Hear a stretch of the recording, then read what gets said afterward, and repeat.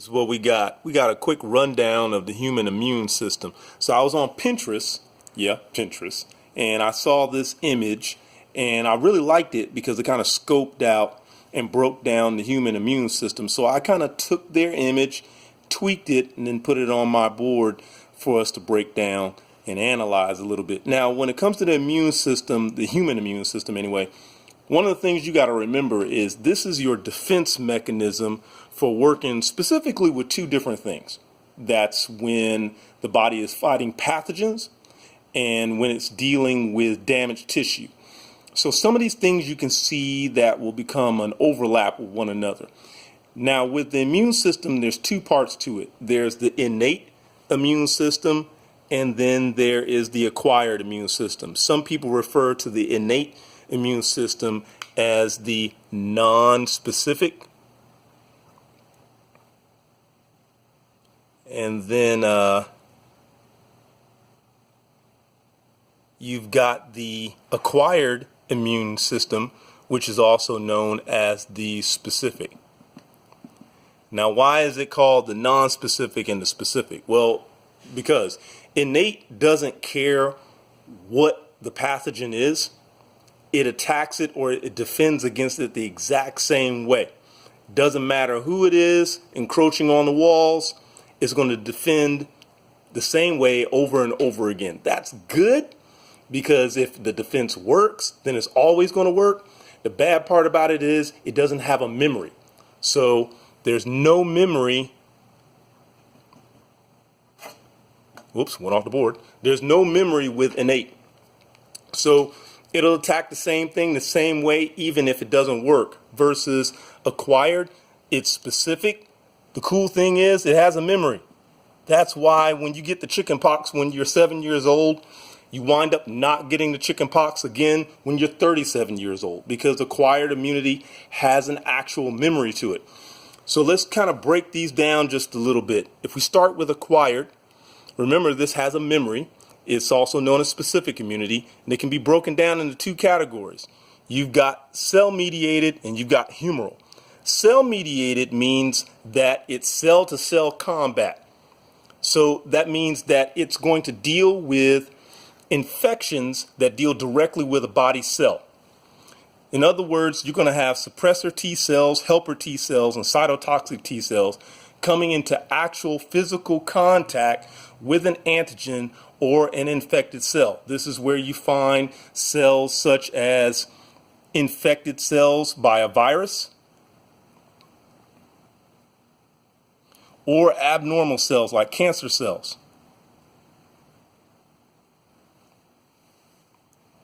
So we have helper T cells, cytotoxic T cells, suppressor T cells. These work in cell-mediated attacks. There's no antibodies involved here. It's specifically cell-to-cell combat. You're dealing with releasing cytokines, specified chemicals that either contact other cells or actually destroy infected cells and cause things like apoptosis, which is a mediated cell death. The other side of acquired immunity is known as humoral. Now, humoral deals with B cells, and these B cells, they make something called antibodies. Now, a favorite trick question amongst teachers is which makes antibodies, B cells or plasma cells? And here's the funny thing about it. In reality, the true answer is that plasma cells are the ones that make antibodies.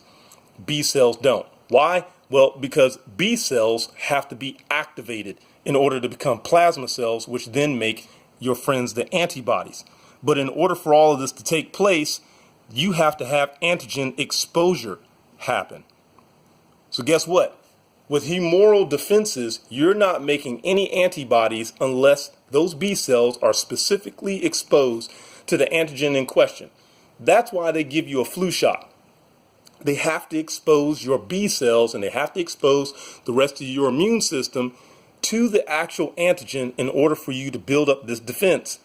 Once you're exposed, half of those cells are going to convert into activated plasma cells. So these guys are activated. We'll put that here. And the rest of them become clones. which are known as memory B cells. And these guys kind of stay in hiding. They're not activated, but you will pull those cells out again when you are exposed to the antigen a second time. So then you have the plasma cells that were already activated plus the memory B cells that are now activated. They create even more antibodies, and so your defenses against that original antigen is even stronger. And that's why when you get sick, it can last for several days. The next time you get sick, it doesn't last as long, and then it turns into a 24-hour bug in which you feel like crap for 24 hours, and then you wake up the next morning, you feel great. Why? Well, you've probably been exposed to this sickness in the past, and now you're building up a defense against it. Sounds like something that's a pretty lengthy process. It is. So with acquired immunity, it's great because it has that memory. You won't get sick the same way the next time. You have a better way to have a better defense. It takes less and less time to defend yourself against that pathogen, but there is a time lag along with it that's anywhere from days to several days. Versus innate immunity stops it right where it is. Really, it wants to say, all right, look, we got three different areas. We've got physical barriers. We have defenses that are specified for the blood and tissues, and then we have area defenses.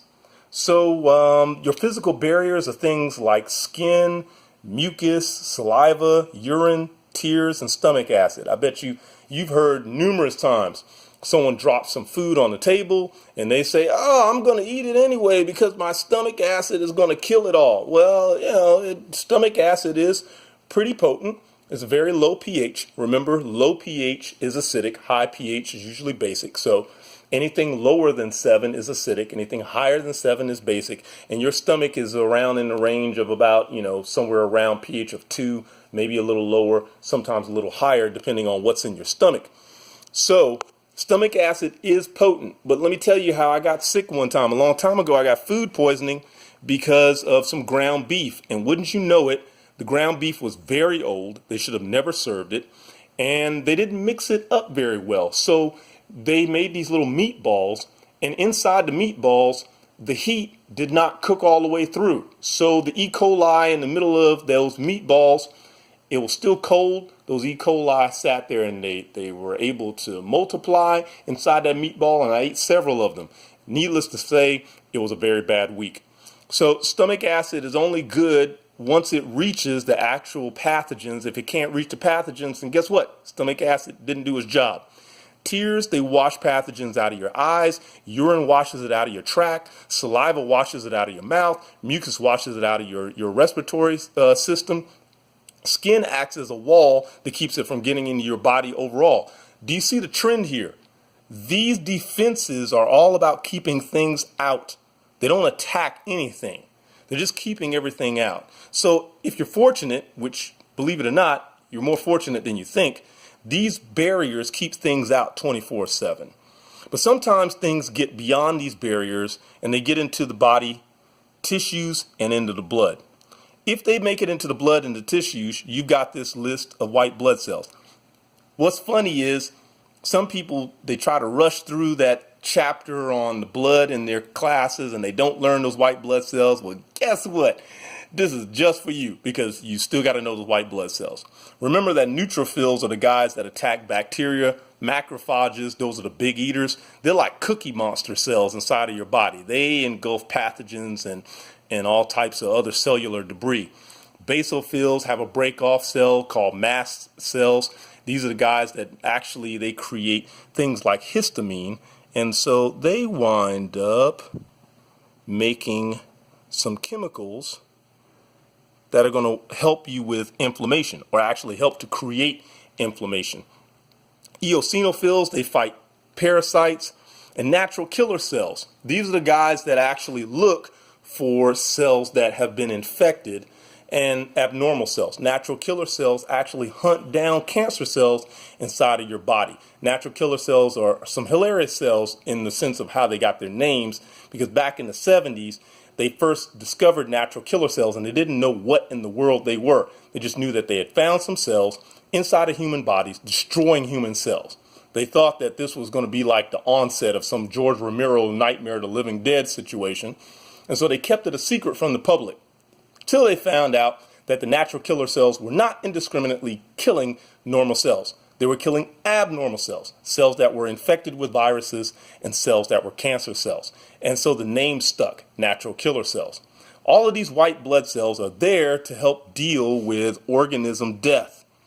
When they approach a pathogen or an infected cell, it's all about killing it, not about capturing it, and unfortunately, not about establishing acquired immunity. These cells, they may be white blood cells, and although T cells and B cells are lymphocytes and they're types of white blood cells, these white blood cells are not about creating a memory. They don't have a memory of what they fought. So neutrophils will fight a bacterium today, same bacterium show up tomorrow, it will have no recollection of it. It will not adapt its defenses due to what it just encountered. It will fight the same way every day, all day. Versus these guys over here with T cells and B cells, they deal with something called a direct kill. So not only are they destroying those cells, but they're also establishing a memory of what you encountered so that they can erect a stronger, better, more efficient, and faster defense. The last part of your innate immunity is known as body coverage, and that deals with inflammation and fever. Inflammation is local, so we'll put local here, and fever is body-wide. So inflammation says, hey, there's a local area where a pathogen has just moved in. So let's say you get a cut on your hand and you don't disinfect the cut. Well, needless to say, the body will immediately move in with inflammation. The damaged cells in the area will release chemicals that will send signals to the surrounding cells, which will probably reach out to some basophils, and those basophils will then release histamine and heparin. Histamine and heparin will then cause an inflammatory effect. That's what causes increased local blood flow to the local area. That local blood flow will then also stimulate cells to release chemicals to cause the capillaries to increase perfusion, which will allow more fluids to exit your blood and into the tissues, which will cause the swelling. Blood is like 100.4 degrees Fahrenheit, so that increases the heat. So now there's the warmth. There's also the increased redness of the area due to the increase of blood flow, which the increased temperature will increase the metabolism of the surrounding cells to help clean up this mess. That's all with inflammation. Fever, however, is body-wide. Fever is just jacking up the temperature of your body, anything over 99.1 degrees Fahrenheit. Once you get over 99.1 degrees Fahrenheit, you are considered an individual with a fever, and your body is simply trying to nuke the pathogens, because a high temperature will actually decrease the metabolic processes of a pathogen in your body. And that's what you really want to do. You want to decrease the metabolic processes of a pathogen in your body, because more than likely a pathogen in your body is actually trying to replicate itself. I mean, in the movie Aliens, you had one chest buster pop out of a person. Can you imagine if aliens in those movies were like viruses and they created, let's say about 500 of themselves in one person and then burst out? That movie would last like 3 minutes, It would kill the entire crew of the spaceship. No one would ever go to see those movies because everybody would just die quickly instead of die slowly. So right now what you have here is you're hunting it down. And you're saying, hey, until we can really get to it, let's use a fever to do an overall cooking of the body, reduce the metabolic process of the pathogens, and therefore speed up the metabolic process of these other white blood cells here so we can hunt them down and destroy those pathogens. And that, folks, is your immune system in just under 15 minutes. Deuces.